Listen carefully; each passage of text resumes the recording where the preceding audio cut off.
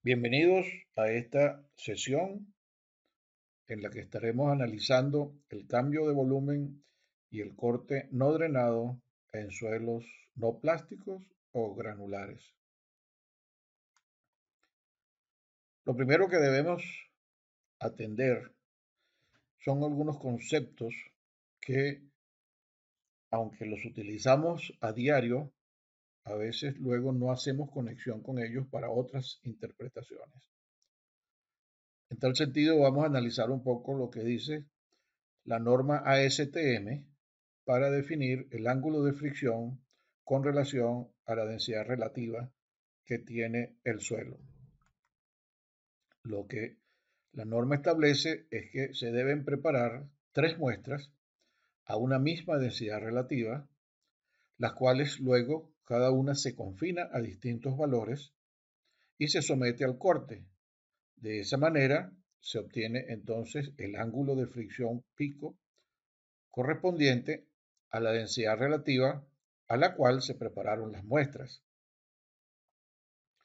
Lo que hay que tener presente es que cuando se preparan gráficos entonces que correlacionan la densidad relativa con el ángulo de fricción, como esta que tenemos a la derecha, lo que tenemos que estar claros es que cada punto de estos incluye la elaboración de tres muestras a tres valores de la misma densidad relativa y confinados a distintos valores del confinamiento.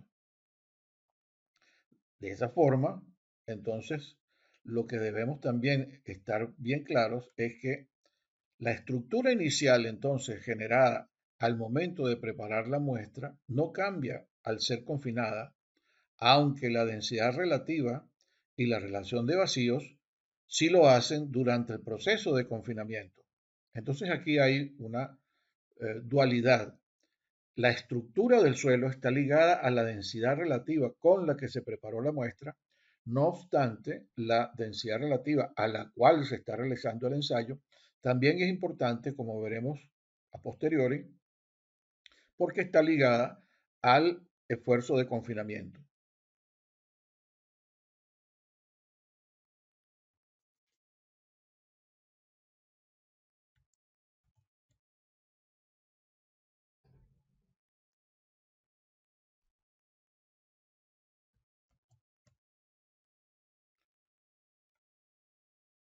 Hay existencia de muchas correlaciones que son de uso común en la ingeniería entre el ángulo de fricción pico y la densidad relativa. Entre ellas tenemos esta, que es modificada del texto del manual de diseño M7, en donde se correlaciona no solamente la densidad relativa, sino otros parámetros del suelo, básicos también, con el ángulo de fricción interna.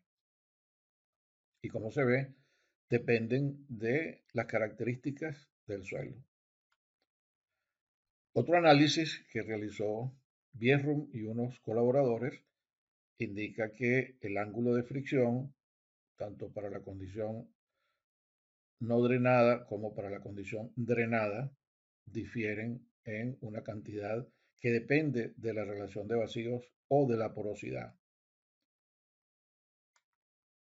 También se han hecho correlaciones entre el ángulo de fricción interna con el número de golpes del ensayo SPT, y las más recientes consideran también la energía que se le está transmitiendo al sistema de barras del SPT y entonces dan las ecuaciones correspondientes para hacer la corrección y tomar en cuenta este efecto que da la energía en la ejecución del ensayo SPT.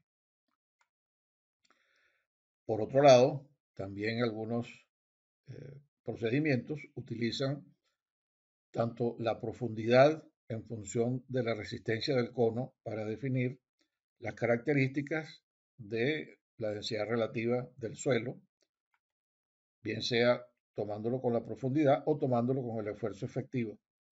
Esto es tomado de la norma API RP2A, en donde también luego, por el tipo de arena, se puede, o el tipo de material, no solamente arena, sino también limo, se puede establecer cuál es el ángulo de fricción que se puede usar para el diseño. Sin embargo, a pesar de que entonces también se han formulado modelos paramétricos que relacionen la licuación del suelo no plástico con la relación de vacíos y los esfuerzos confinantes, como esta que tenemos acá, que es presentada por Kramer en 1996, en donde también se ha tomado en consideración que existe una proyección de ese modelo de la línea de estados residuales en cada uno de los planos.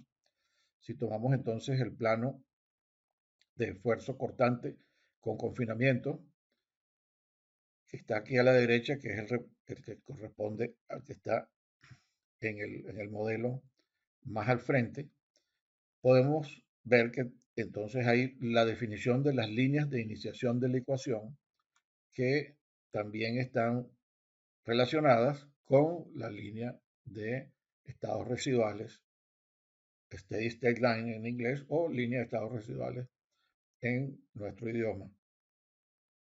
Pero, ¿cómo es la correlación de esas envolventes o de esos estados con la densidad relativa? No se ha tratado hasta ahora de correlacionarlas, tal como se ha hecho con los ángulos de fricción pico que vimos antes.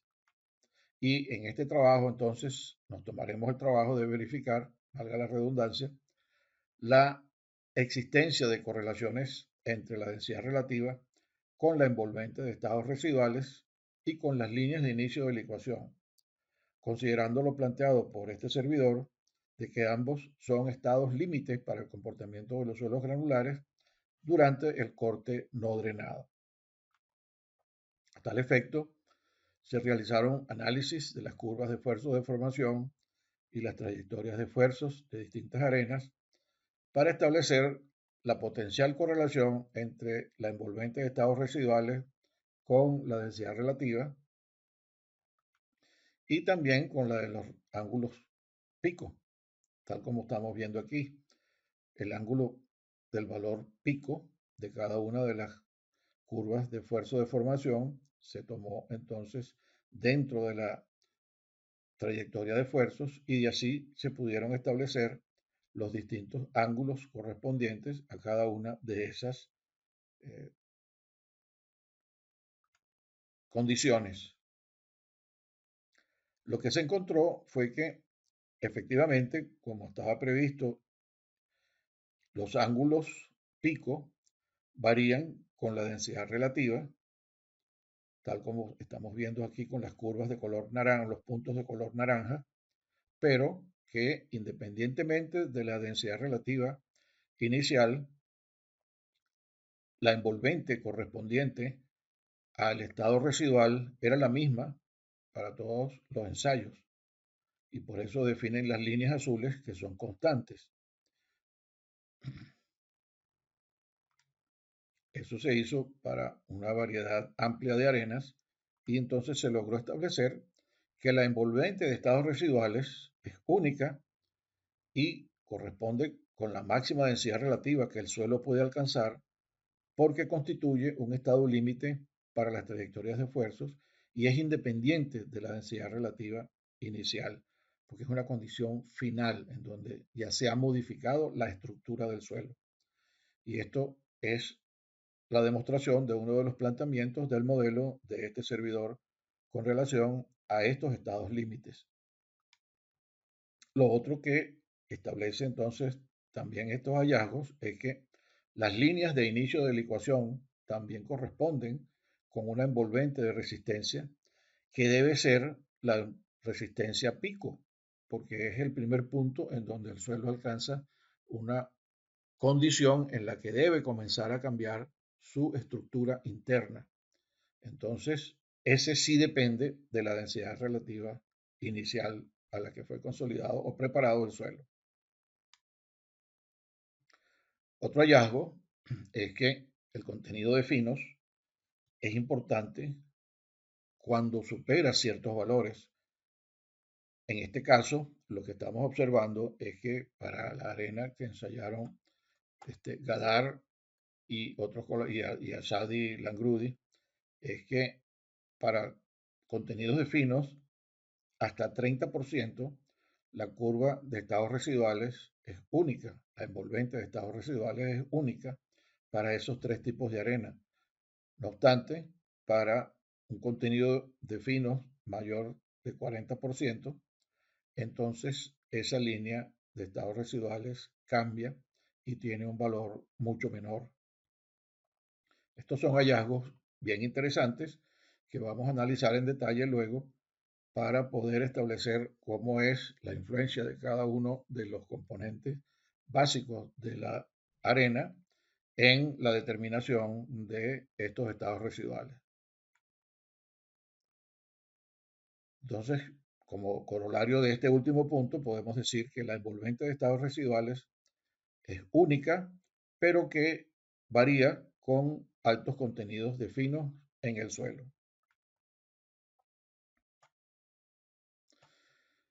A tal efecto, entonces, el modelo paramétrico que se está desarrollando con este trabajo debe incluir tanto lo que se relaciona con los estados de cambio de volumen y las envolventes pico y residual para que sea un modelo completo que defina todos los estados posibles del suelo. En este caso, es un modelo similar al que planteamos para las arcillas, con la diferencia de que la densidad relativa pasa a formar el eje en donde se va a medir el cambio de volumen. Ya lo vamos a ver más adelante porque esto es así. Sin embargo, los planos que están relacionados con la resistencia al corte y el confinamiento, que son los planos que definen el comportamiento Mohr-Coulomb, son iguales a los que habíamos establecido para las arcillas. En este caso, entonces ahora cada línea que define al suelo en este espacio está controlada por la densidad relativa. Y esto debe entonces también coincidir o tomar en consideración para establecer el funcionamiento completo del modelo, que la variación de la resistencia al corte es dependiente de los estados residuales que puede alcanzar el suelo y que, como ya vimos, dependen de la máxima densidad relativa posible que el suelo puede alcanzar. Es decir, el suelo, cuando pierde la estructura inicial, va a buscar una estructura que esté asociada con la máxima densidad relativa posible o la envolvente de la máxima densidad relativa posible que el suelo pueda obtener. En consecuencia, el modelo utiliza estos dos estados límites junto con las correlaciones, como en el caso de las arcillas, entre la resistencia al corte normalizada por el confinamiento para definir el ángulo de fricción y la densidad relativa con el ángulo de fricción, que está definido por esta ecuación que está acá. De esta manera, se garantiza la interdependencia entre todos estos parámetros. Veamos ahora cómo son las envolventes y las zonas de cambio de estructura durante el corte no drenado. Como ya vimos, están definidas las líneas de inicio de licuación y también están definidas las líneas junto con las líneas de inicio de licuación, que en este caso este otro autor las llama curvas de inestabilidad, que no pueden ser otra cosa que las curvas de inicio de licuación, y las líneas de transformación de fase, que son las definidas por Ishihara, en donde el suelo pasa de parcialmente de contractivo a expansivo, mientras que las líneas de inestabilidad, el suelo sigue siendo contractivo, pero pierde la estructura y si la resistencia residual es menor que la resistencia pico, entonces lo que hace es una falla violenta por flujo. Entonces, en resumen, veamos en resumen, cuáles son estos estados límites que estamos identificando y que van a formar parte del modelo. Tenemos que, lo primero es las líneas de iniciación de licuación que definen lo que llaman algunos autores el Flow Liquefaction Surface, y están las líneas de transformación de fase que definen el cambio de contractivo a expansivo. Y como mencionamos antes, entonces el modelo considera que la línea de iniciación de licuación constituye la primera condición de cambio de estructura original y se toma como la resistencia pico. No existen dos líneas, sino que es una sola línea en el modelo. Y todo esto aplica para esfuerzos confinantes menores de 10 kilogramos por centímetro cuadrado, tal como vamos a ver más adelante, porque esa es la condición en donde la estructura inicial del suelo no cambia con el confinamiento.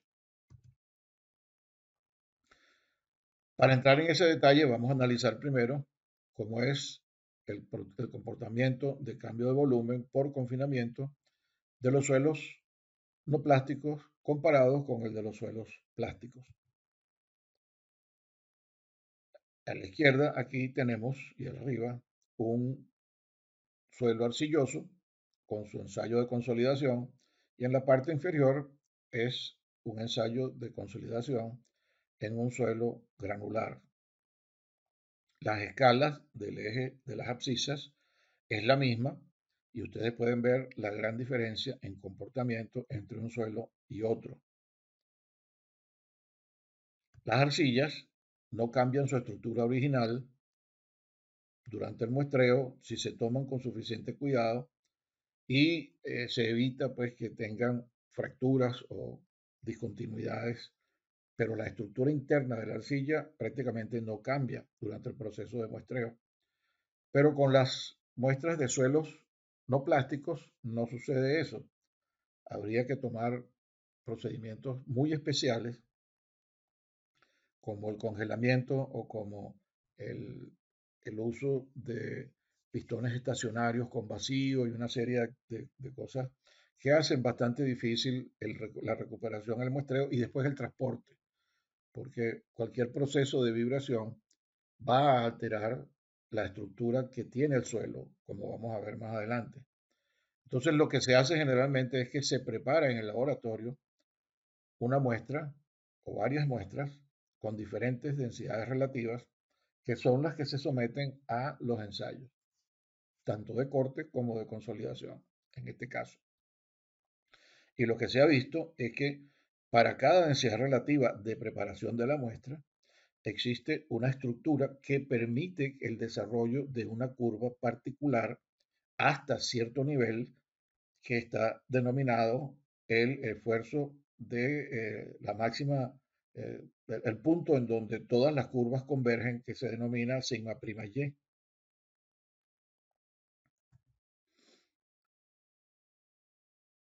Y el cambio de estructura empieza a ocurrir cuando nos aproximamos al punto de máxima curvatura de esas líneas de respuesta, porque allí va a iniciarse el proceso de fractura de los granos y de reacomodo para converger en una sola curva a partir de allí en adelante. Pero noten que eso sucede a esfuerzos muy grandes, mientras que para los esfuerzos típicos de ingeniería civil, que estamos entre 1 y 10 kilos por centímetro cuadrado, las curvas son bastante uniformes en cada una en su desarrollo y por las características que vamos a estudiar en un momento, se entiende que allí no hay cambio en la estructura interna del suelo, lo cual coincide con lo que vimos al inicio, que establece la norma para la determinación del ángulo de fricción. O sea que ahí estamos haciendo un match entre lo que es la consolidación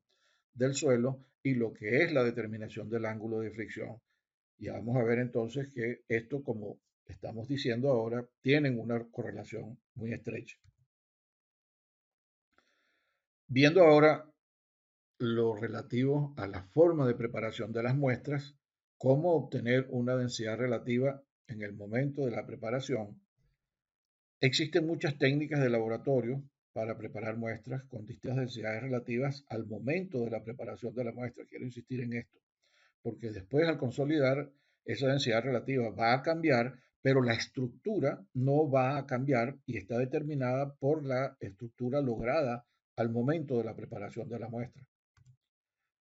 Si tenemos la primera técnica que es la colocación en capas, que pueden ser vibradas o sin vibrado, que ajustan la cantidad de material por cada capa hasta lograr un volumen determinado. Para esto existen algunas variantes como la subcompactación y otras de máxima colocación de material con un pistón pequeño dentro de lo que es el molde. Está la segunda, que es vertido en seco desde una altura fija, con o sin vibrado de la muestra.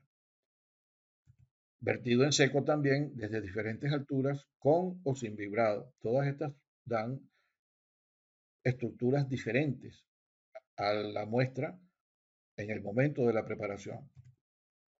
Está también el vertido bajo agua, que puede ser también con altura fija o altura variable.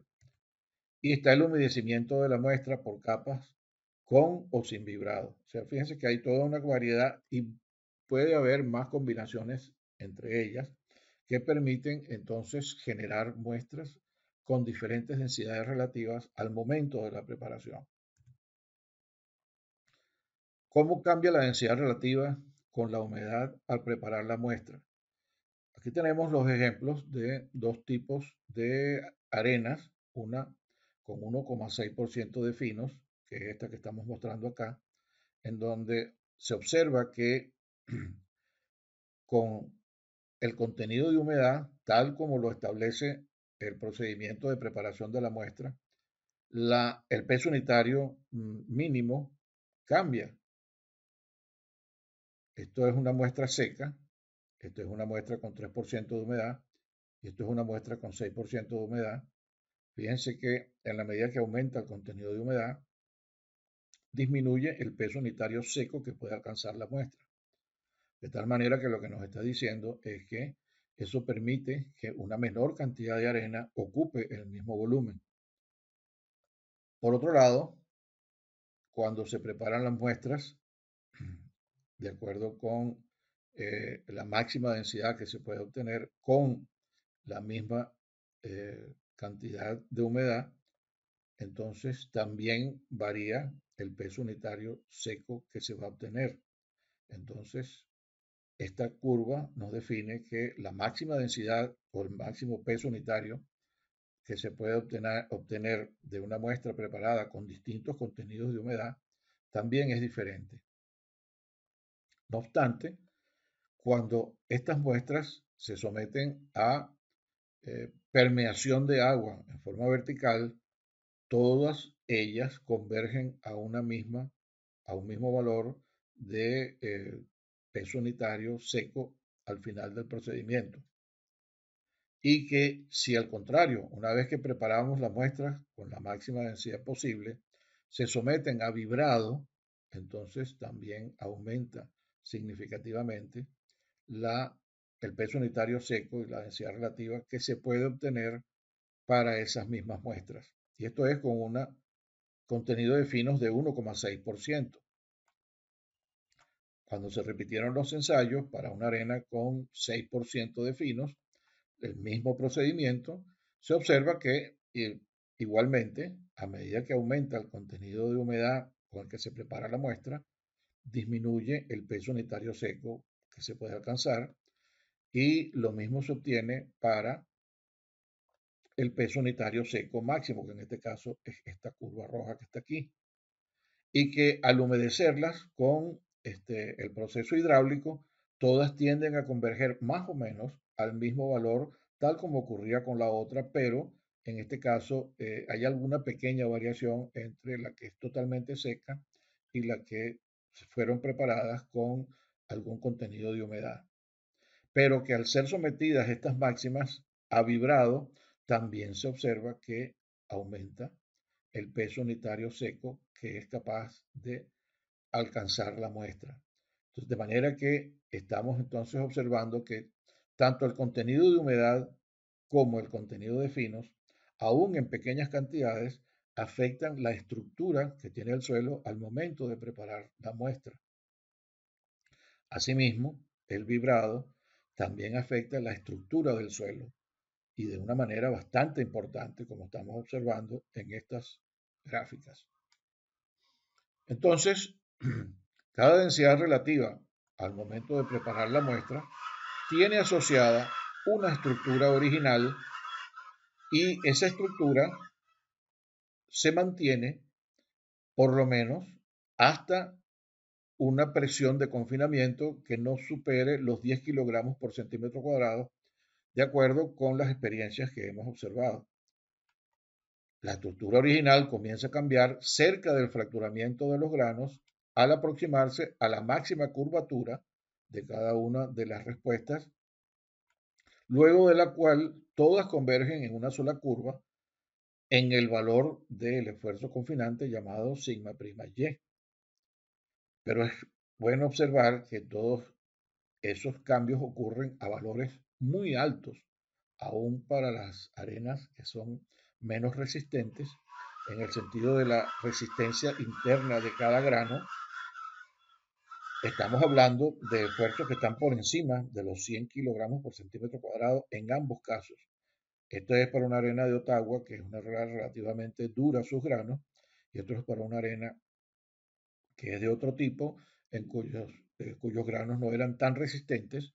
Sin embargo, el procedimiento o la respuesta es prácticamente similar y se obtiene entonces el colapso de todas las curvas a un solo valor a partir del esfuerzo de confinante máximo posible que se puede alcanzar en las eh, diferentes curvas. Máximo posible para iniciar el proceso de unificación de todas las curvas, pero es lo que quiero decir.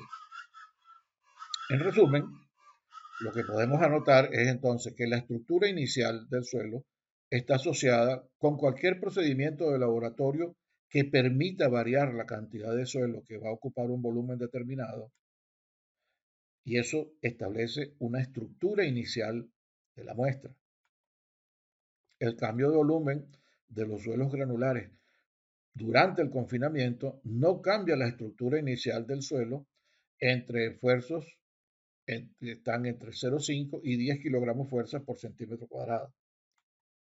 Eso está de acuerdo con el procedimiento para establecer el ángulo de fricción que ya vimos antes, que utiliza la ASTM, y que el cambio de estructura comienza a hacerse importante al acercarse el confinamiento a la máxima curvatura asociada con el máximo esfuerzo, al cual hay el colapso de las curvas a un solo valor, a partir del cual entonces empieza a ser único el cambio de volumen con el confinamiento. Pero nuevamente eso es a valores muy altos y el comportamiento para los rangos usuales en ingeniería civil están alrededor de 10 kilogramos por centímetro cuadrado. Estas otras aplicaciones son más apropiadas para estudios de yacimientos petroleros o de acuíferos que pueden ser explotados y puede aumentar entonces los esfuerzos de manera significativa en los granos de arena. Las pendientes de consolidación son menores mientras más uniforme y redondeada es la arena, lo cual fue comprobado por Cho, Dodds y Santa Marina, y aquí tenemos los resultados. En este gráfico establecemos lo que ellos llaman eh, la redondez, voy a llamarlo así, y en este gráfico la esfericidad. Esta redondez se refiere más bien a la angularidad, yo lo llamaría en estos casos la angularidad del suelo, y en este caso la esfericidad, cuando más parecida es cada grano a una esfera.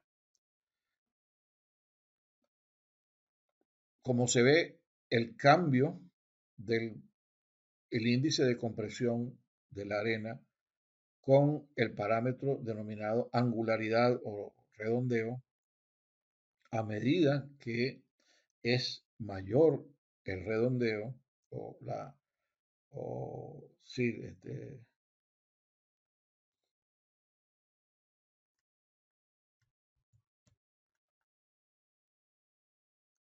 es decir, a medida que aumenta el factor de redondeo, es decir, disminuye la angularidad, disminuye también la capacidad de cambio de volumen de la arena.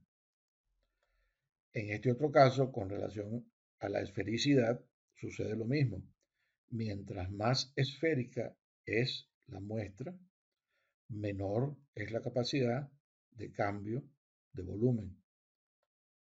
Y cuando se combinan estos dos factores en otro que se denomina la regularidad, que es el promedio de la esfericidad con la redondez, y en este gráfico está medido con estas curvas, estas eh, líneas puestas allí en forma diagonal, se observa claramente también que a medida que la regularidad aumenta, es decir, vamos hacia granos que son más redondos y lisos, sin ángulos, es es menor la capacidad de cambio de volumen, mientras que para materiales que son angulares y menos esféricos, la respuesta al cambio de volumen es mayor.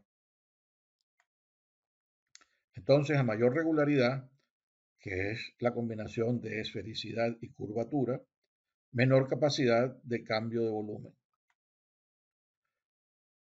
Ahora, esto es muy, digamos, complicado, no es tan fácil, vamos a ponerlo en estos términos, de medir y no es usual. Lo que se utiliza más que todo es una inspección visual de la arena.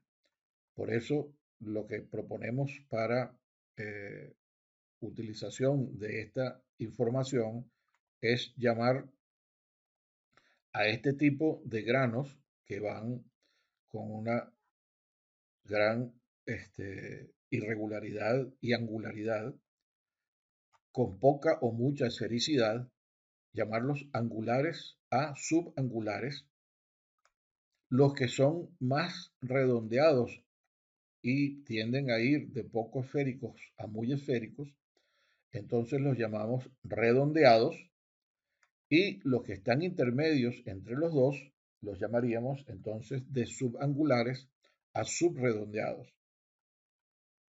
De esta manera se tiene una forma cualitativa, pero que es muy frecuente y es una de las que más se utiliza en la práctica común para describir la forma de los granos. Con relación a eso, vamos a estudiar entonces, analizar el comportamiento de varias arenas, dos arenas que son provenientes de ríos, que es la arena Río 1 y la arena Río 2, una arena que es proveniente de una cantera y otra arena que es proveniente de una playa. Los cambios en las pendientes que definen el comportamiento de la arena entre medio kilogramo y 10 kilogramos por centímetro cuadrado se han graficado con respecto a la densidad relativa a la que se preparó la muestra. Y el resultado indica que a medida que es menor la densidad relativa, hay una mayor capacidad de cambio de volumen de este tipo de muestras que en general se han catalogado las dos de Río como subangulares y la muestra de cantera un poco más angular a subangular, y estas son de subangulares a subredondeadas. Y la muestra de playa también es, digamos, subredondeada porque ha estado sometida a los procesos dinámicos del oleaje. Para la curva, la arena de cantera, que es un poco más angular, también se tiene que los cambios en la densidad, los cambios de volumen con las distintas densidades relativas son un poco menores que los que se observó para la arena de Río 1, mientras que para la arena de Río 2 se observa que todavía tiene un poco menos de eh, variación del cambio de volumen con la densidad relativa a la que se preparó la muestra. Y con la arena de playa también se tiene mucho menos cambio que en los casos anteriores, a pesar de que aquí hay un valor que se sale un poco de la tendencia natural, se observa que es menor. Y eso corresponde con que esa arena, la arena de playa, es mucho más uniforme que las otras arenas y que la arena de cantera y la arena de Río 1, que son estas dos precisamente, tienen una granulometría que es muy parecida, mientras que la arena que viene de Río 2 tiene una granulometría en donde el D10 es significativamente diferente de los otros dos valores. Y ya vamos a ver cómo influyen todas estas cosas en las propiedades de la arena. En aquella forma de expresar el cambio de volumen con relación a la relación de vacíos, no es muy, digamos, explícita para establecer cuál arena se comporta eh, diferente o tiene mayor tendencia al cambio de volumen con, con el confinamiento a partir de una densidad relativa. Pero si hacemos los gráficos con relación a la densidad relativa de preparación de la muestra, se observa más claramente la tendencia de cada una de las arenas a disminuir su volumen con el aumento del confinamiento. Aquí tenemos, por ejemplo, que las arenas de playa tienen la menor tendencia al cambio de volumen y que la arena de Río 1 es la que muestra la mayor tendencia al cambio de volumen para mayores confinamientos y la que tiene menor comportamiento es la arena del Río 2, menor cambio de volumen que todas las demás. Para una densidad relativa de 40%, sigue entonces controlando la arena de Río 1, teniendo la mayor capacidad de cambio de volumen.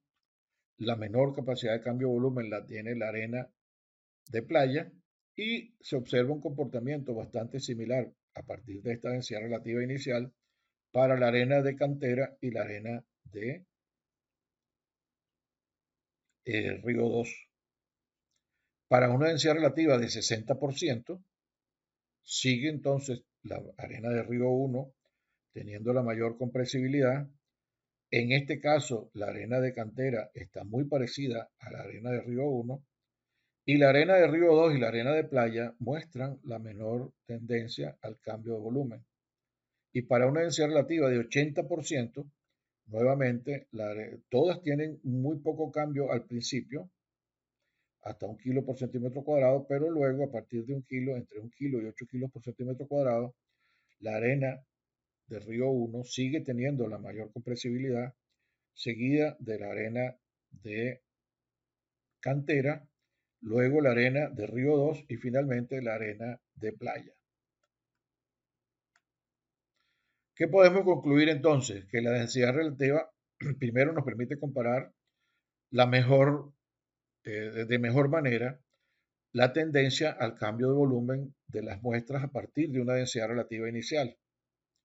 Se observa que la arena de playa, que es la más uniforme y tiene un coeficiente de uniformidad igual a 2, es la que tiene menor cambio de volumen.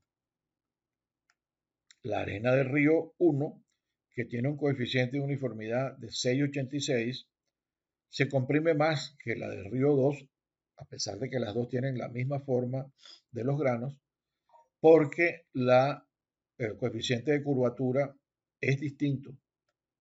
Y la arena de cantera, que aunque tiene un coeficiente de curvatura muy parecido al de la arena de Río 1, se comprime menos que la de Río 1 porque tiene mayor rugosidad, es decir, sus granos son más irregulares que los granos de la arena de Río 1. Y aquí estamos destacando entonces el hecho de que la forma de los granos es importante considerarla cuando se va a establecer las características de la arena. Ahora bien, también sabemos que la estructura que está asociada con la preparación de las muestras y el confinamiento juegan un papel fundamental en la respuesta al corte no drenado de los suelos no plásticos, lo cual puede definir los siguientes tipos de comportamiento. Un comportamiento expansivo, que lo llaman en inglés dilative, que corresponde a muestras en un gráfico de esfuerzo confinante contra relación de vacíos, esto es el logaritmo de esfuerzo confinante, donde está definida la línea de estados residuales, las, las muestras que quedan por debajo y a la izquierda de esta curva de estados residuales presentan este comportamiento expansivo o dilative en inglés. Están, por otro lado, las muestras que están consolidadas muy cerca de la línea de estados residuales, pero están a la derecha y están por encima de esa curva. Entonces se llaman parcialmente contractivas. Y finalmente están las muestras contractivas que están consolidadas bastante a la derecha y por encima de la línea de estados residuales.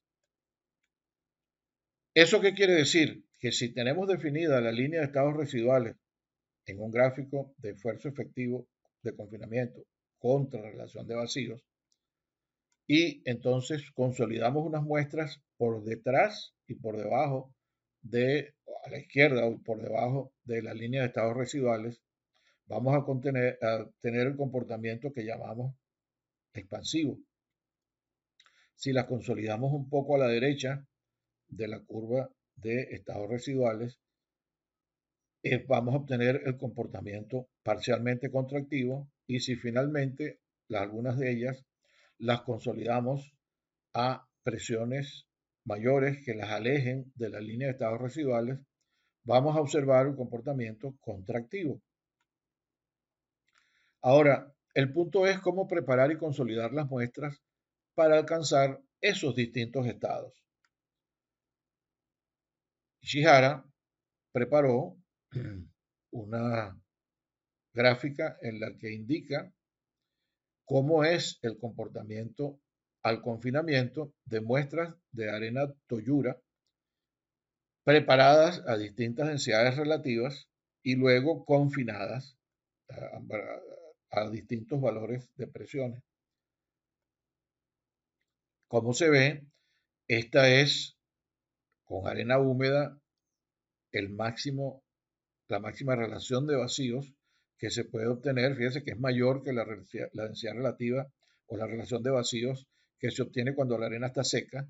Se pueden lograr, como ya hemos visto, valores de relaciones de vacío por encima del que se obtiene con la arena seca. Y fíjense que su respuesta en confinamiento sigue una tendencia. Las otras muestras, ese es el estado más suelto, de acuerdo con él, que puede alcanzar la arena. Esta otra curva es para arena depositada en forma seca y debe haber sido desde una altura fija por capas, tal como la hemos descrito en las potenciales técnicas de preparación de muestras. Esta otra muestra o este otro comportamiento es para la que está sedimentada en agua. Y por último, él presenta la que tiene el estado más denso posible de esa arena, la cual tiene este comportamiento que fíjense que es una curva con muy poco cambio de volumen, que era de esperarse porque la arena está muy densa. Aquí hemos colocado aproximadamente cómo se ve la curva de estados residuales obtenida por los ensayos de Verdugo e Ishihara en otro trabajo. Y como se ve, entonces, lo interesante de esto es que estos estados de relaciones de vacíos diferentes no solamente se pueden lograr con estas técnicas de preparación. Lo que queremos destacar es que cualquier técnica de preparación de la muestra que permita llegar a una relación de vacíos de este tipo, luego se va a comportar con una eh, curva de cambio de volumen que van a ser similares a estas que ya están descritas aquí, porque lo importante aquí no es la forma de preparación, sino es la preparación de la muestra inicial. Entonces, si se prepararan estos gráficos con la densidad relativa, que lo hicieron Olivares y Villasmil, aproximando las relaciones de vacíos máxima y mínima de la arena, se obtendrían curvas que también definen el comportamiento de la arena, pero en función de la densidad relativa, como hemos dicho, que puede ser un poquito más explícita que con la relación de vacíos. Entonces, con esa información, lo que se hará ahora es que vamos a analizar el comportamiento de la arena Toyura para los tres tipos de respuestas de acuerdo con la posición del confinamiento con relación a la línea de estados residuales antes del corte, a ver los comportamientos que van a ser expansivos, parcialmente contractivos y contractivos. Estas muestras fueron preparadas por capas, controlando la cantidad de material en cada una, con una técnica parecida a la compactación de húmeda, ayudada con un pistón para controlar la cantidad de volumen dentro de cada capa. Las vamos a utilizar como referencia las curvas de los cambios de volumen que presentó Ishihara, y entonces así vamos a tener tres casos: un caso que es expansivo, un caso que tiene que haber sido preparado en algún punto y luego consolidado siguiendo una tendencia similar a la que observamos en estos confinamientos de los distintos tipos de arena, de muestras de arena preparados. Otra que es parcialmente contractiva, que también tuvo un punto de preparación para llegar finalmente luego a un confinamiento a 2 kilogramos por centímetro cuadrado. Y esta otra, o estos dos, eh, estos son meganewton por centímetro por metro cuadrado. Y esta otra que define el comportamiento parcialmente contractivo. Y finalmente la última que define el comportamiento contractivo. ¿Por qué decimos esto? Porque fíjense, si esta es la línea de resistencia residual, la primera muestra que fue preparada a esta relación de vacío y confinada a este valor de confinamiento, queda a la izquierda y bien alejada de la línea de estados residuales. Esta segunda tiene una posición relativamente cercana a la línea de estados residuales, pero queda a la derecha y por encima de la misma.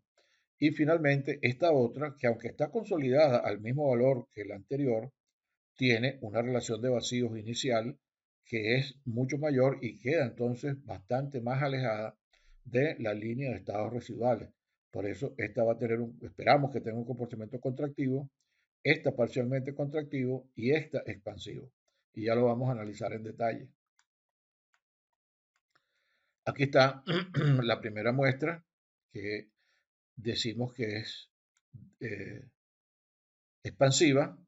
Esa muestra vamos a tomar la que está a 0,1 megapascales, que tiene esta trayectoria de esfuerzos y corresponde entonces a una de estas muestras que está consolidada a 0,1 megapascales, y esta es la curva de estados residuales. Fíjense que la muestra entonces tiene una posición que la indica que va a ser totalmente expansiva, que lo cual se comprueba con su trayectoria de esfuerzos y con su curva de esfuerzo de formación. La curva de 0,1 megapascales es esta que está aquí abajo y muestra totalmente un comportamiento que siempre es creciente porque está en contacto con la envolvente superior. La segunda gráfica indica, la segunda arena, que vamos a tomar una arena que estaba consolidada a 2 megapascales, que es esta que está aquí, y que tiene una relación de vacíos de 0,83. Me olvidé decir antes, la relación de vacíos de la arena inicial era de 0,735, 0,735 y el confinamiento era 0,1. La segunda muestra está a 2 megapascales y 2 megapascales y su relación de vacíos es 0,83. Entonces la tenemos acá. Es una muestra que está parcialmente contractiva porque está a la derecha y muy cerca de la línea de estados residuales. Y la última, que está confinada a 2 megapascales también, a 2 megapascales también, pero con una relación de vacíos 0,9, 0,907, está aquí. Fíjense que está bastante más alejada de la línea de estados residuales y que entonces tiene el comportamiento contractivo.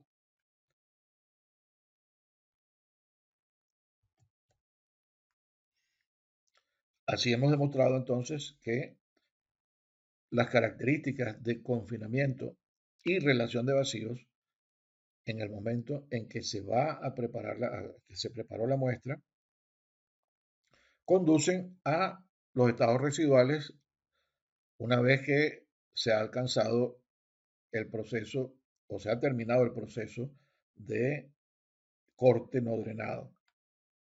Veamos ahora qué sucede cuando las tres muestras han sido preparadas a una misma relación de vacíos, pero con las mismas técnicas, pero que entonces ahora son confinadas a distintos valores. Vamos a ver cómo es ese proceso.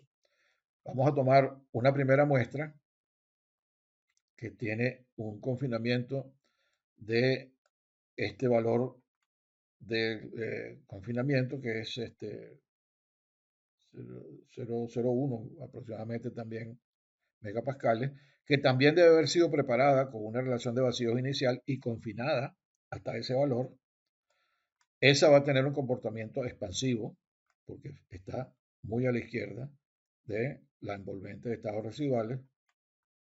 Otra muestra que, aunque tiene la misma relación de vacíos, debe haber sido preparada también a un valor antes del confinamiento para llevarla a este valor final de confinamiento y alcanzar los 2 megapascales.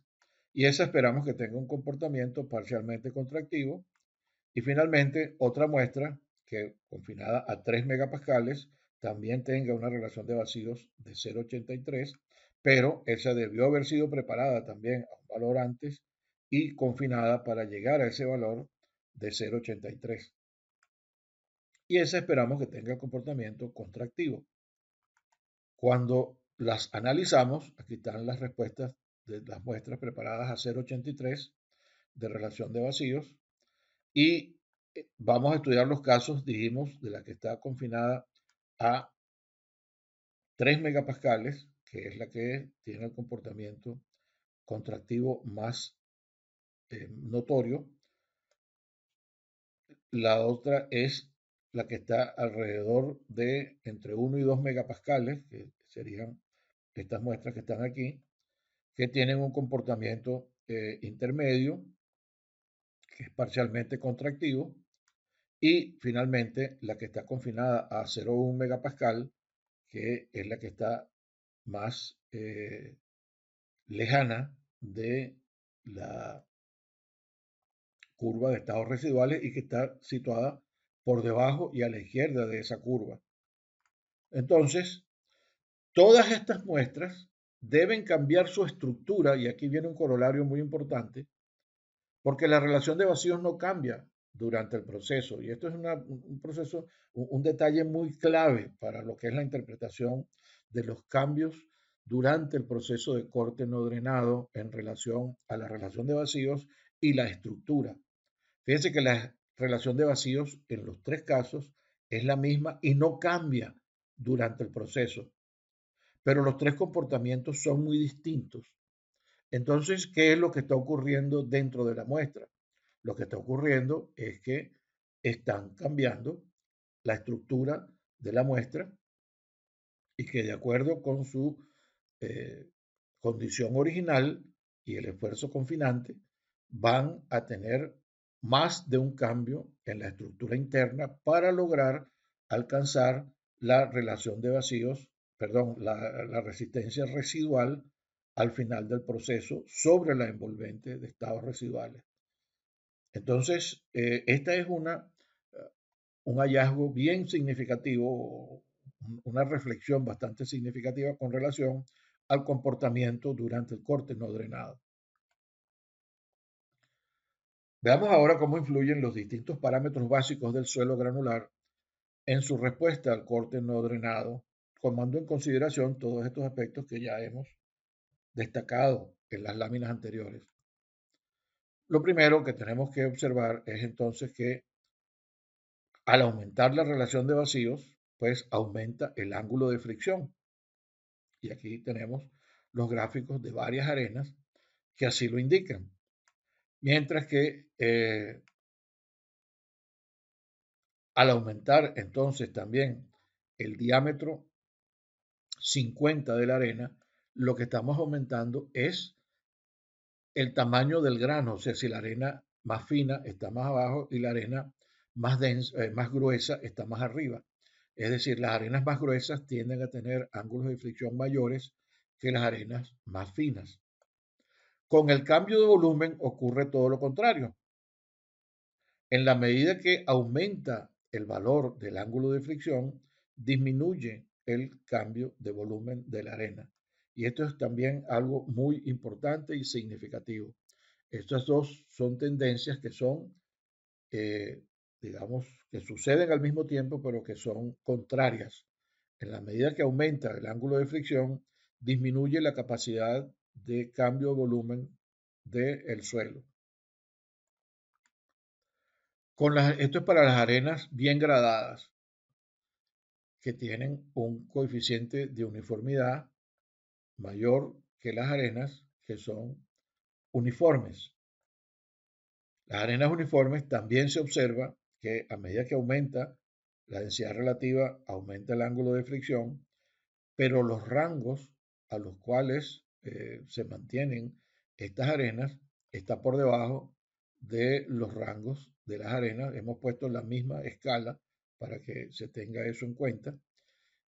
Entonces, en la medida que la arena es más uniforme, tiene la misma tendencia a que con el valor de mayor tamaño del grano aumenta el ángulo de fricción, pero que no alcanza los mismos valores que cuando la arena está bien gradada. Es decir, las arenas uniformes van a tener ángulos de fricción menores que las arenas que son bien gradadas.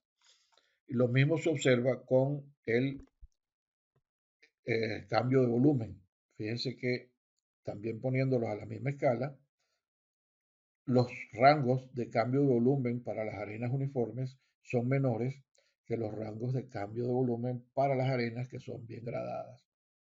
Y que es el mismo efecto. En la medida que aumenta el ángulo de fricción, disminuye la capacidad de cambio de volumen de la arena. Ahora bien, ¿qué pasa con la regularidad?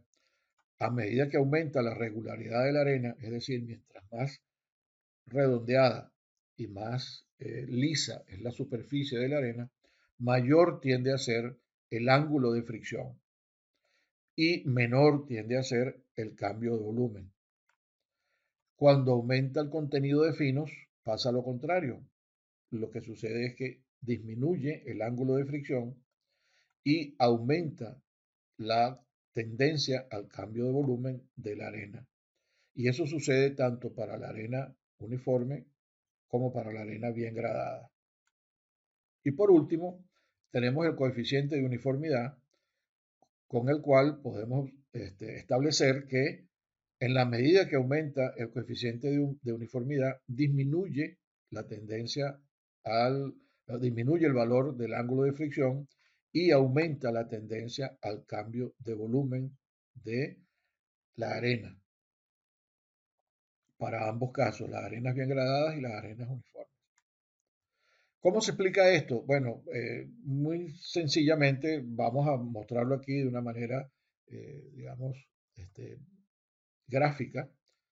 Fíjense que este eje siempre se coloca al revés, ¿no? Más pequeño acá y más grande hacia acá. Y que aquí tenemos la división de la arena fina, media y gruesa.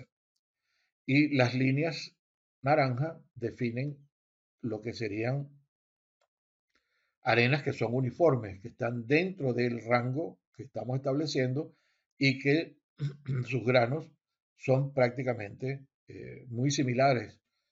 Mientras que las que tenemos en azul, manteniendo también el mismo rango de arenas, indican que hay un cambio entre el D60 y el D10 que van a aumentar entonces en una manera significativa el coeficiente de uniformidad. Es decir, esto es una arena uniforme y esto es una arena que tiende a tener la forma de una arena mejor gradada. Y lo hemos hecho en todos los rangos de la arena, inclusive cuando estamos entrando ya en el comportamiento o en el tamaño de los limos. El limo uniforme, que va entonces en el limo grueso, y el limo mediano. Entonces también tenemos el rango de variabilidad hasta este valor del diámetro. Entonces, como habíamos dicho, en la medida que la arena es más fina, pues tiene una menor tendencia a que el ángulo de fricción sea alto, pero tiene una mayor tendencia al cambio de volumen, porque eso está relacionado con la forma en que los granos se pueden arreglar.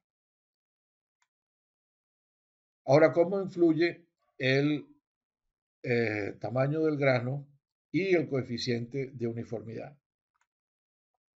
Como ya vimos, a mayor eh, redondeo, menor es la tendencia al cambio de volumen y lo mismo con la esfericidad. A mayor esfericidad, menor tendencia al cambio de volumen. Y esto es para un coeficiente de uniformidad de 2. Puse coeficiente de curvatura, pero es coeficiente de uniformidad. Después lo corregimos. Esto es para un coeficiente de uniformidad muy cercano a 2.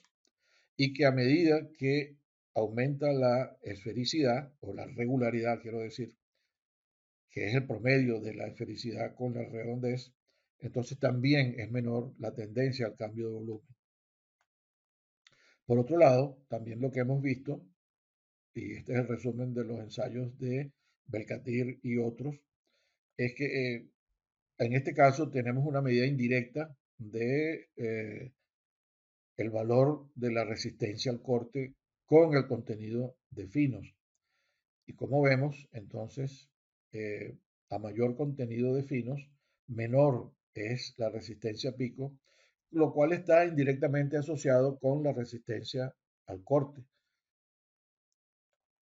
Eh, estos valores son para densidades relativas de 20% y estos son para densidades relativas de 90%, 91%. Fíjense también entonces que indirectamente el ángulo de fricción es mucho mayor para las densidades relativas altas y que esto está muy cercano al valor máximo de la densidad relativa que puede alcanzar la arena y es la que define entonces la envolvente de estados residuales como vimos antes. Para entonces este caso de las arenas que se estudiaron y que mostramos anteriormente, una vez que se obtuvieron los ángulos correspondientes al corte no drenado, porque estos ángulos que aparecen aquí son ángulos drenados. Tuvimos que hacer la corrección utilizando las propuestas de Bjerrum para definir el ángulo de fricción no drenado de cada una de las arenas. Y aquí tenemos la arena de las tres arenas, la arena de Río 1, la arena de Cantera y la arena de eh, Río 2. Y aquí también están las mismas tres arenas. Fíjense que a medida que aumenta el coeficiente de uniformidad, disminuye la tendencia a tener mayor ángulo de fricción, pero aumenta la compresibilidad en los dos casos. Esta es la arena de playa que es uniforme y también aumenta, aumenta el ángulo de fricción en la medida en que no, disminuye el ángulo de fricción con el aumento del coeficiente de uniformidad y el ángulo aumenta eh, con la densidad relativa. Es lo que está más claro aquí, porque aquí tenemos una sola arena. En cambio, aquí sí tenemos las tres arenas que tienen coeficientes de uniformidad diferentes.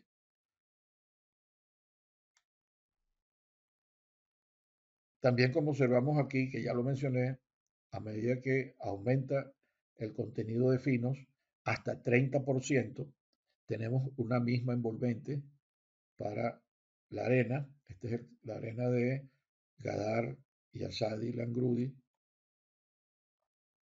Entonces, eso lo que nos indica es que si esta es la tendencia de la arena con 0% de finos para una densidad relativa de 20% y para 90%, en la medida que aumenta el contenido de finos, disminuye el ángulo de fricción a 20% de densidad relativa, pero a 90% de densidad relativa se mantiene igual. Lo mismo con 20% de densidad relativa, se mantiene igual para 90% de densidad relativa con el mismo contenido de fino. Y finalmente, con 30% es menor el ángulo de fricción pico, pero el ángulo de fricción final a la máxima densidad relativa es el mismo. Y este es el que define el ángulo de resistencia residual. En resumen, lo que podemos decir ahora con relación al ángulo de fricción, lo que vamos a decir aquí para el ángulo de fricción aplica en forma contraria para el confinamiento, el cambio de volumen de las muestras con el confinamiento. Tenemos que, en la medida que aumenta la densidad relativa, tanto para arena fina como para arena media o para arena gruesa, aumenta el ángulo de fricción y eso indica que a medida que aumenta el D50, aumenta el ángulo de fricción también. La arena fina tiene una línea que está por debajo de la arena media y por debajo de la arena gruesa. Cuando aumenta la densidad relativa, ya lo dijimos, aumenta el ángulo de fricción. Cuando aumenta el coeficiente de uniformidad, entonces disminuye la colocación de la línea de la arena. Cuando aumenta la regularidad de la arena, aumenta entonces el punto en donde va a comenzar la línea de la arena.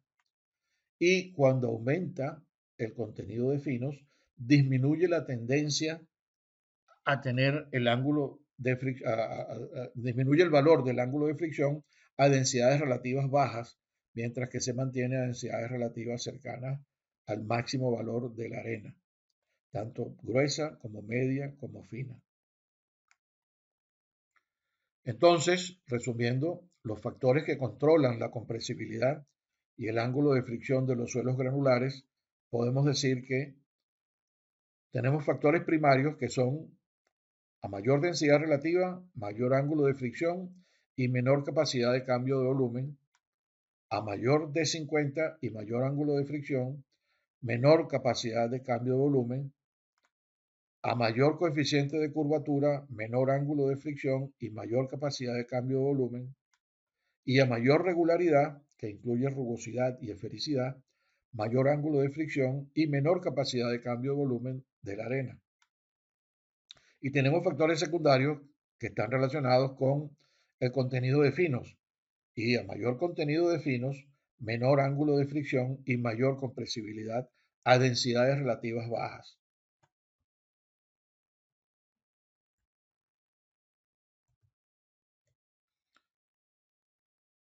Veamos ahora cómo es el funcionamiento del modelo paramétrico que se ha desarrollado en este trabajo, considerando toda esta información que hemos estado mirando hasta este momento.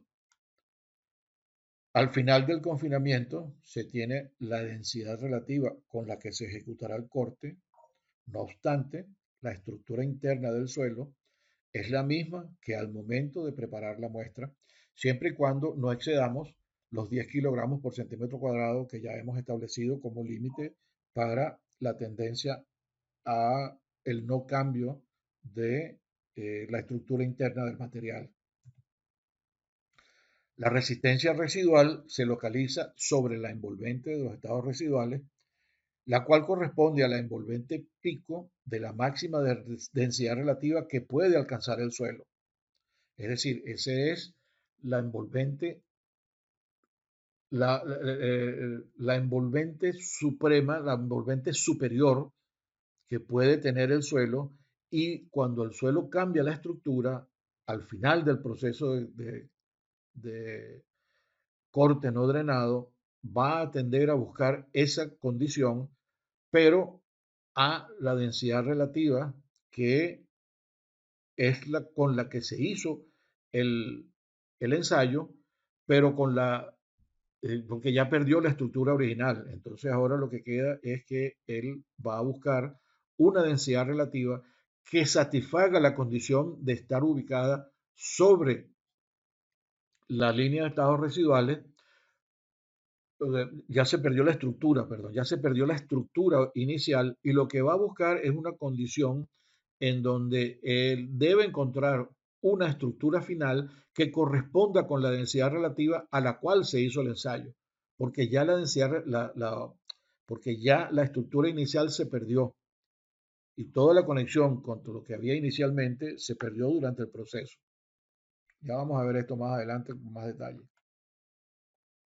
La presión de confinamiento para la condición de estado residual la determina la densidad relativa a la cual se confinó la muestra, que es lo que yo les acabo de decir, y que la estructura que va a alcanzar entonces la muestra cuando llega al estado residual debe corresponder a estar sobre la línea de estado residual de la máxima envolvente que puede alcanzar el suelo.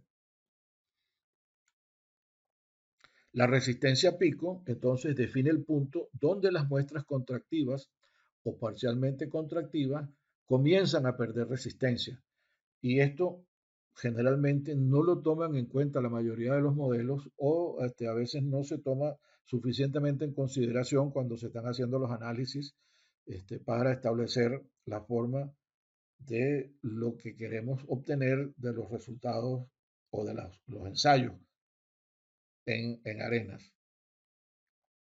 Si la resistencia residual es menor que la resistencia pico, entonces ocurre la falla por flujo y se alcanza la resistencia residual sobre la envolvente de máxima densidad relativa. Y si la resistencia residual es mayor que la resistencia pico, entonces cuando la trayectoria de fuerzas alcanza la envolvente de transformación de fase, comienza a generar presiones negativas y asciende por la envolvente de la máxima densidad relativa para alcanzar la resistencia residual. Y si la muestra es expansiva, al igual que en el caso anterior, la trayectoria de esfuerzos es forzada por la envolvente de transformación de fase a ascender hacia la resistencia residual por la envolvente de máxima densidad relativa. O sea, ¿cómo se ve esto en la práctica? O sea, así dicho en varias palabras, a veces no queda muy claro. Vamos a verlo cómo queda aquí de manera clara. Vamos a tomar el caso de una arena en la cual se preparan tres muestras a distintos valores de densidades relativas, pero que se confinan a un mismo valor de esfuerzo confinante. En este caso, tenemos una primera muestra que se preparó a una densidad relativa que está entre 20 y 40% y que se confinó a este valor del confinamiento. Nos define este punto. Esa es una muestra que, si esta es la línea de estados residuales, queda bastante a la derecha de la línea de estados residuales y va a presentar un comportamiento contractivo, como ya vimos antes. La segunda muestra, que se preparó entonces a otra densidad relativa, que al confinarla llegó a la misma posición de esfuerzo de confinamiento, pero que tiene una estructura distinta porque está sobre una de las curvas de consolidación diferentes, como ya hemos visto, y entonces en este caso está muy cerca, está a la derecha, pero está muy cerca de la línea de estados residuales, con lo cual debe tener un comportamiento parcialmente contractivo. Esa muestra fue preparada entre 40 y 60 de densidad relativa. Y por último, tenemos esta tercera muestra que también fue preparada a un valor y llevada al confinamiento que se desea para realizar los ensayos y que está colocada a la izquierda de la curva de estados residuales, por lo cual debe tener un comportamiento expansivo. Entonces, vamos a ver cómo son los tres comportamientos de acuerdo con lo que hemos dicho. La curva, vamos a analizar primero la muestra que es contractiva. Ella va a tener entonces una resistencia pico que corresponde al ángulo de fricción para la condición en que esa muestra fue preparada, que estamos llamando suelta en este caso, para confinarla hasta este valor. Y va a tener entonces esta resistencia pico. Ella va a mostrar un comportamiento de la trayectoria de esfuerzos hasta alcanzar ese valor. Y luego, como es contractiva, la resistencia residual va a estar por debajo de la resistencia pico y va a estar colocada entonces a este valor sobre la curva de envolvente máxima que corresponde a la máxima densidad relativa y que el valor que define entonces la línea de estados residuales para esa condición entre 20 y 40% es este valor que está aquí y ese es el que determina entonces el valor del esfuerzo confinante que está relacionado con la línea de estados residuales sobre la envolvente de la máxima densidad relativa en el plano Mohr-Coulomb. Entonces fíjense que eso define esta primera condición en donde la resistencia residual es menor que la resistencia pico, pero está ubicada sobre la envolvente de máxima densidad relativa en el plano Mohr-Coulomb. Vamos a ver la segunda muestra, que es la muestra parcialmente contractiva. Esa va a tener, como tiene una densidad relativa, fue preparada una densidad relativa menor, va a tener un ángulo pico mayor. Recuerden que el ángulo pico depende de la densidad relativa a la que se preparó la muestra. Va a tener un ángulo pico mayor y va a tener entonces también un valor de resistencia residual que está relacionado con la envolvente de estados residuales y que está sobre la envolvente de máxima densidad relativa en el plano Mohr-Coulomb. Entonces, ¿qué es lo que sucede en este caso? Esta muestra alcanza su resistencia pico, que es esta línea roja que vemos aquí, y de allí ella va a tender a buscar entonces la envolvente de estados residuales, pero al llegar a la curva de cambio de transformación de fase, como la llama Chiara, ella se da cuenta de que su condición final no está por aquí abajo, sino que está por allá arriba. Entonces lo que hace es que comienza a ascender hasta el valor de la resistencia residual que corresponde para el rango de relación de vacíos y de densidades relativas para el cual se realizó el ensayo, porque fíjense que aquí es donde empieza a contar la diferencia de la densidad relativa a la cual se realiza el ensayo, porque esa condiciona el resultado final que la muestra va a buscar alcanzar una estructura asociada con esa densidad relativa que repose sobre la línea de estados residuales correspondiente a la máxima envolvente en el plano Mohr-Coulomb y que está entonces sobre la línea de estados residuales de la otra proyección. O sea que estas dos son las proyecciones de la línea de estados residuales que corresponden a esta densidad relativa máxima. Esta tiene un doble papel porque ella actúa como resistencia pico para la densidad máxima, pero también como estado límite para la resistencia residual, porque la estructura que va a buscar la muestra tiene que estar sobre esta línea, pero tiene que estar asociada con la resistencia, con la densidad relativa a la cual se preparó, se ensayó la muestra. Fíjense que aquí ya se perdió el rastro de la densidad relativa inicial. Eso sirve solamente para alcanzar la resistencia pico y luego se pierde. ¿Ok? Y vamos con la tercera muestra, que es la muestra que es dilatante, o mejor dicho, dilative y expansiva, en donde ella va a tender a buscar la línea de resistencia pico, que en este caso va a estar muy cercana a la línea de envolvente máxima, porque la densidad relativa a la que se preparó está entre 60 y 80%. Y esa línea está muy cerca también de la línea de transformación de fase. O sea que entonces esa muestra, al alcanzar prácticamente su pico, va a buscar entonces ascender por la línea por la envolvente de máxima densidad relativa hasta alcanzar su resistencia residual, que está ligada a la condición a la que se hizo el ensayo y que está sobre el estado de la línea de estados residuales a esos mismos valores de densidad relativa, ¿no?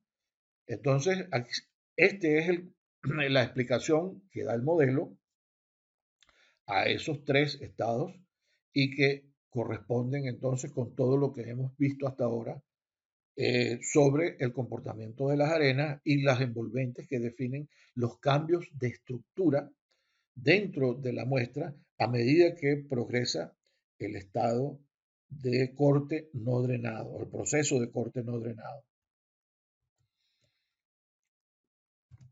De esta manera, hemos establecido que el modelo cumple con lo indicado por Casagrande sobre las tres respuestas según la localización de las muestras respecto a la línea de estados residuales, pero hemos agregado entonces los aspectos relativos a los cambios de estructura dentro de la muestra y a la posición de la envolvente superior en el plano morculón, que corresponde a la envolvente pico para la máxima densidad relativa, y que la proyección de las líneas de estados residuales en los dos planos adicionales corresponden a la estructura final que logra la arena al alcanzar la condición de estado residual para la densidad relativa a la cual se ejecutó el ensayo, porque ya en ese momento se ha borrado todo lo que estaba relacionado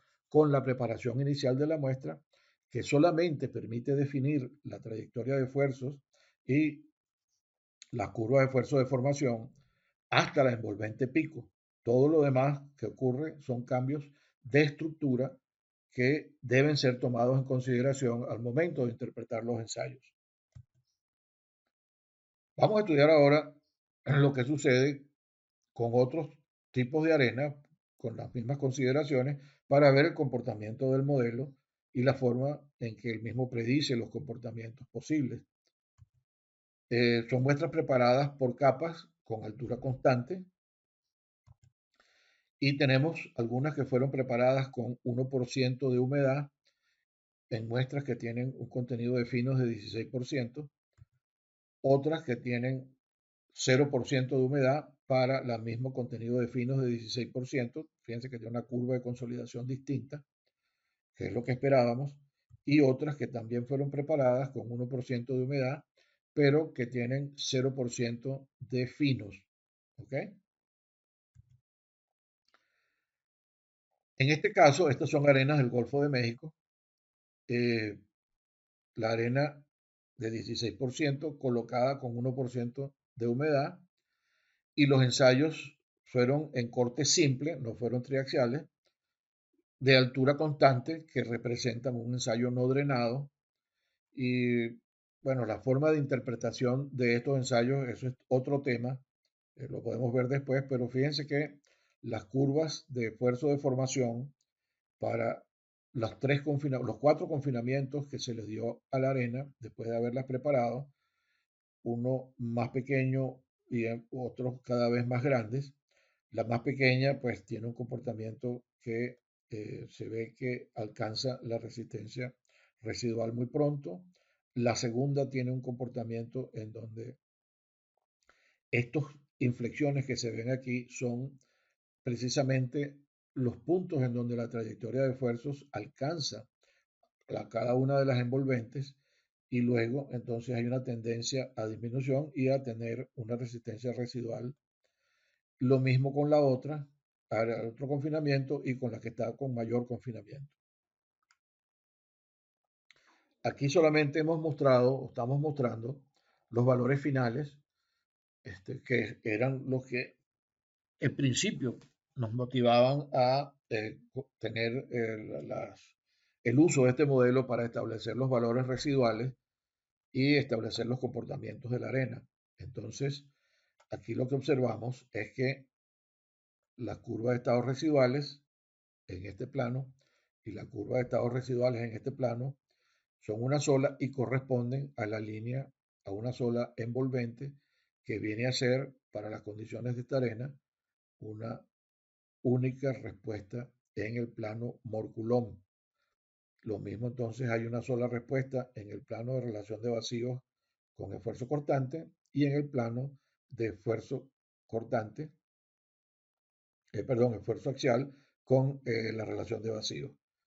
Una línea de estados residuales que corresponden cada una con cada uno de los estados que alcanza el suelo. Se hizo también otro grupo de ensayos con la arena con 0% de finos y también colocada con una humedad de 1%. En este caso, se usaron 3 valores de confinamiento y aquí se muestra entonces que claramente, a pesar de que la envolvente prácticamente es la misma para los dos tipos de arena, se observa que la arena que tiene 0% de humedad,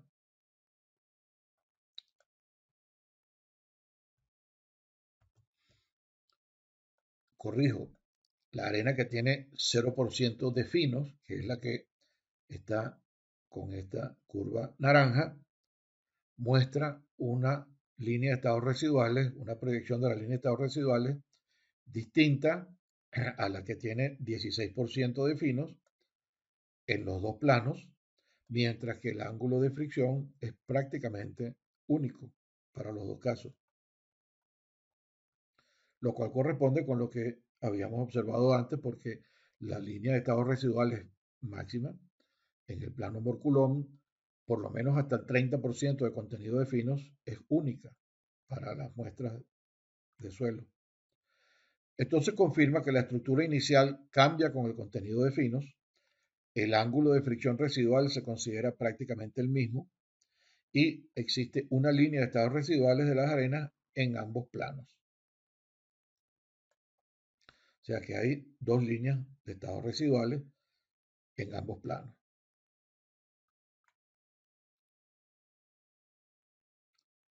Hicimos otro ensayo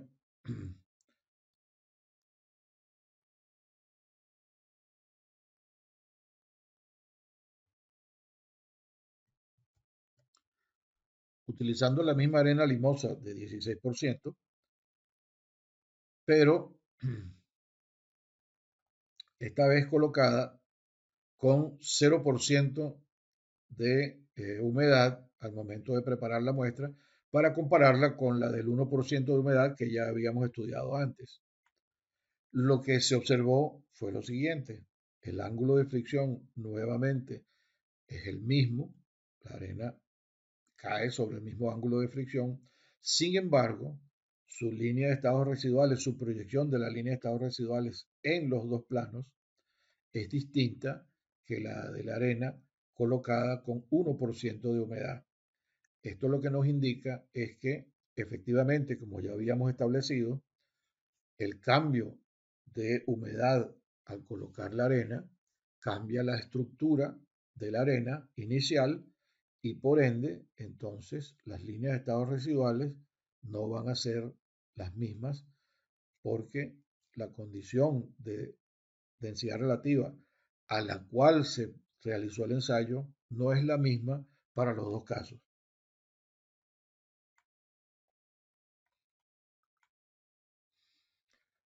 Se hizo también otro grupo de ensayos drenados, en este caso con la arena de 16% y colocada también con el 1% de humedad. En este caso, se mantuvo el esfuerzo de confinamiento constante para garantizar de que fuera un ensayo drenado. Entonces, esta es la interpretación de cómo es la línea o la trayectoria de la equivalente a la trayectoria de esfuerzo, y estas son las curvas de esfuerzo de formación. Pero lo interesante aquí es que si observamos en este gráfico cómo es la tendencia, en este caso se usó logaritmo para poder mostrar las cosas mejor, la tendencia al cambio de volumen en ambos casos de las dos arenas, fíjense que es vertical, porque el confinamiento no cambia durante el ensayo, y esta es la trayectoria de esfuerzo de los ensayos que son al contrario, que son manteniendo la altura constante. Fíjense que estos ensayos tienden a buscar la línea de estados residuales que definimos antes, pero en este caso de estos nuevos ensayos, la tendencia es a buscar una relación de vacíos que permita el estado residual de la arena. Sin embargo, nótense que los valores de esfuerzo al final del proceso están prácticamente encima de la misma envolvente de estados residuales que hemos definido, en este caso, pues este semilog, este gráfico, y entonces esto también es semilog aquí. Por eso es que el ángulo se ve como una curva, pero si hubiese sido log-log, hubiera sido una recta.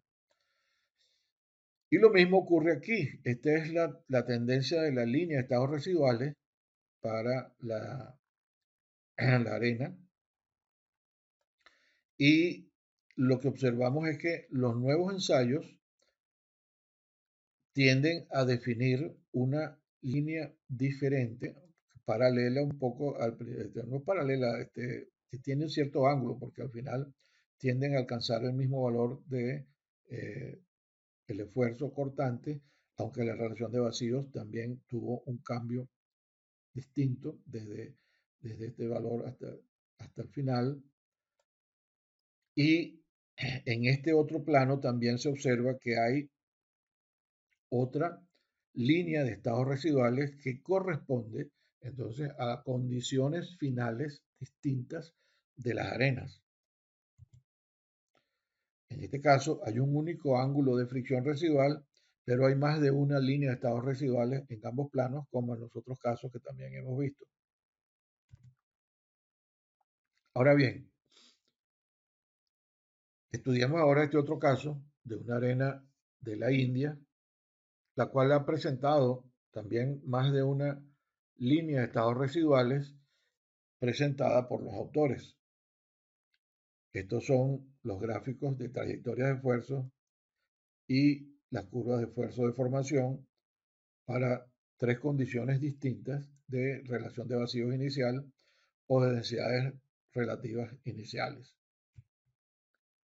Lo que estos autores mostraron como el hallazgo es que la resistencia residual dependía de la relación de vacíos, y para cada una de las condiciones que se ensayaron las muestras con esfuerzos confinantes, se obtuvieron distintas líneas representativas del estado residual.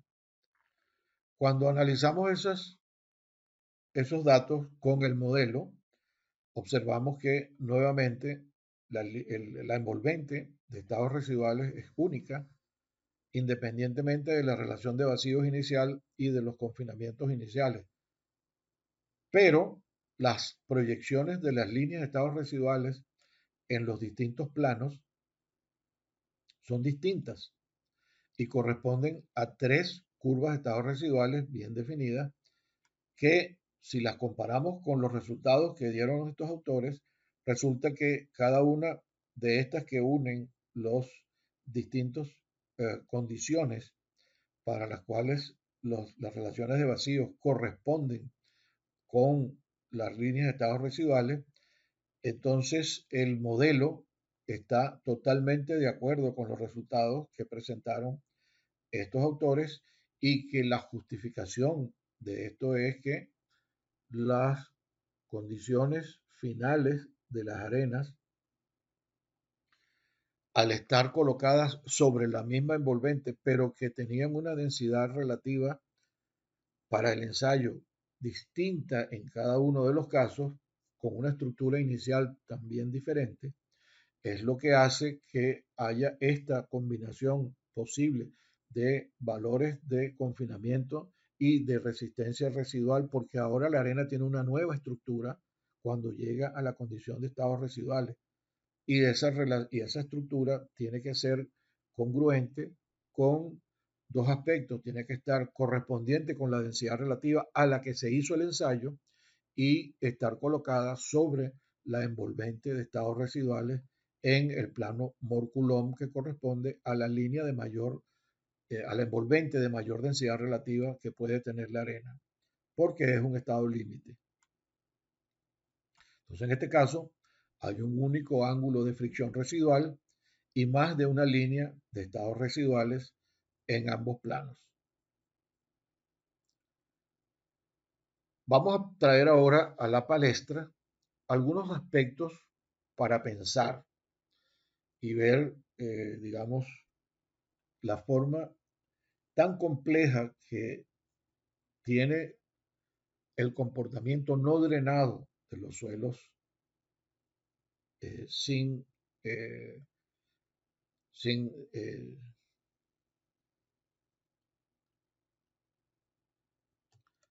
de los suelos sin plasticidad y veamos, son siempre hipérbolas las curvas de esfuerzo de formación como las que se utilizan en los modelos tal como el de Yang 2000. Este es el modelo que está incluido en el programa Cyclic 1D, o sea, Cyclic 1D. Y fíjense que en ese modelo se asume que la curva base de esfuerzo de formación siempre es una hipérbola con una forma bastante regular. Sin embargo, los casos que hemos analizado de las curvas de esfuerzo de formación para los ensayos de muestras que son contractivas o parcialmente contractivas, no tienen esa forma regular que se usa en este modelo. Y que los modelos solamente parecen considerar la envolvente de transformación de fase de Ishihara para mostrar el cambio de contractivo a expansivo, que corresponde a estas curvas que son expansivas, pero las curvas que son contractivas no están siendo tratadas de la misma manera en estos modelos. Yo no tengo en este momento información detallada de cómo funciona el otro modelo que se utiliza mucho, que es el de Buchetti y otro autor, en el modelo de Deep Soil, pero me imagino que también debe tomar en consideración solamente la condición en la que las curvas esfuerzo de formación tienen esta forma regular. Por otro lado, también tenemos un detalle que es muy importante y que hasta ahora lo hemos considerado en el modelo y en el comportamiento general, pero que cuando a veces lo sometemos a cuestionamiento, aunque no sea estricto, parece que hay detalles que no están siendo considerados totalmente en detalle.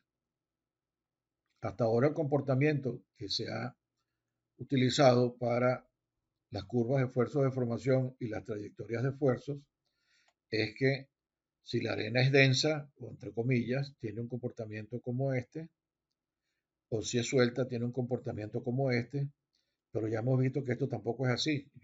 Hemos visto que tenemos materiales sueltos que tienen un comportamiento como este. Entonces, por ahí viene la primera, digamos, falta de convergencia entre todos los parámetros y que ambas coinciden en la resistencia residual, una llegando a la resistencia residual siendo expansiva y la otra siendo contractiva.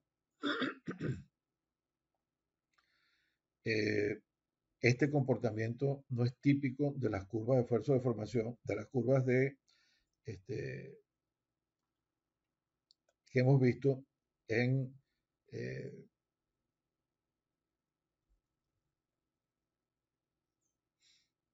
en el proceso de cambio de volumen. Lo cierto es que, bueno, la teoría es que deben alcanzar la misma relación de vacío en este momento y que las trayectorias de esfuerzos eh, tienen estas distintas formas que ya hemos estudiado con una línea que define el proceso de inestabilidad que llaman algunos o de cambio de, de iniciación de la ecuación y que en este modelo nosotros hemos definido como la envolvente de resistencia pico y para alcanzar entonces la resistencia residual y cada una de las trayectorias de esfuerzos al encontrar ese valor se detienen allí porque se han alcanzado este punto.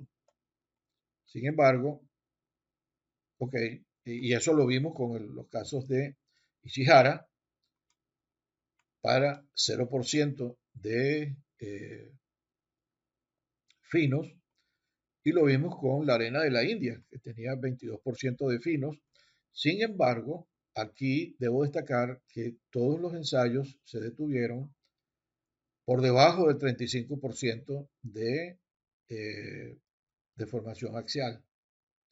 Y esto es básicamente porque, en teoría, las correcciones que se hacen a los ensayos triaxiales por encima del 30% ya no son correspondientes desde el punto de vista matemático con la deformación real que tiene la muestra, que toma la forma de barril y que no se ajustarían, entre comillas, a lo que son los parámetros, los valores reales de los parámetros que se están midiendo.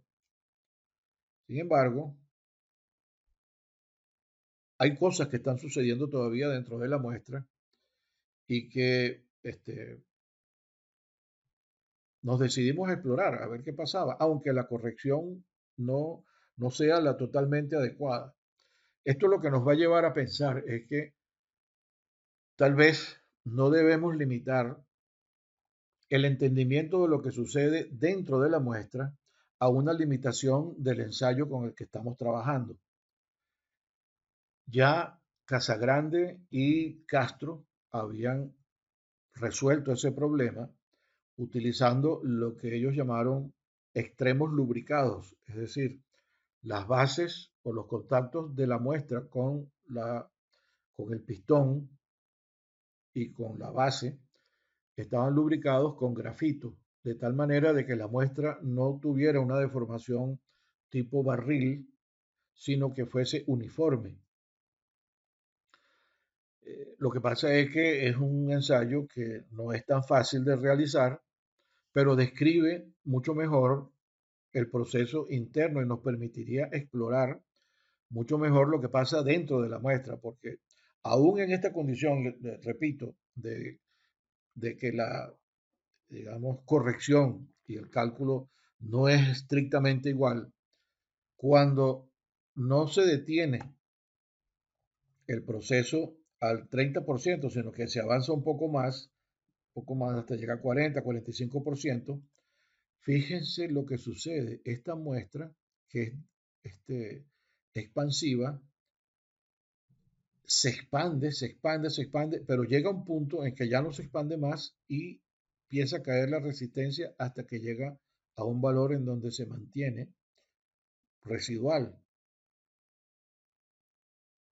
Lo mismo en esta otra. Y esta era una muestra de 5% de contenido de fino y esta es una muestra de 98% de contenido de fino. Fíjense que aquí es parcialmente contractiva, llega a este punto, esta es la línea de transformación de fase, empieza a subir por la envolvente máxima y llega hasta un máximo y luego se devuelve.